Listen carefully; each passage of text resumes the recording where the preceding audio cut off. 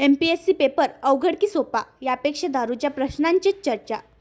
महाराष्ट्र लोकसेवा आयोगाकडून रविवारी महाराष्ट्र राजपत्रित नागरी सेवा संयुक्त पूर्व परीक्षा 2024 राज्यातील विविध परीक्षा केंद्रावर घेण्यात आली।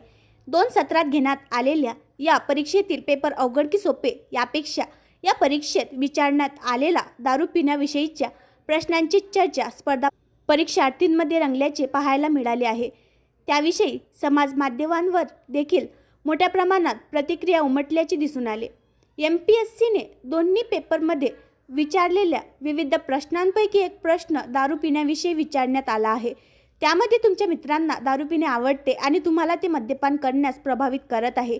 जर तुम्हाला त्यांच्यासोबत जायचे नसेल आणि त्यांच्या दारू सेवन करण्याच्या सवयीपासून स्वतःला बाहेर ठेवायचे असेल तर तुम्ही काय कराल, असा प्रश्न विचारण्यात आला। या प्रश्नाच्या उत्तरासाठी मी माझ्या मित्रांना सांगेल की माझ्या पालकांनी मला दारू पिण्यास मनाई केली आहे।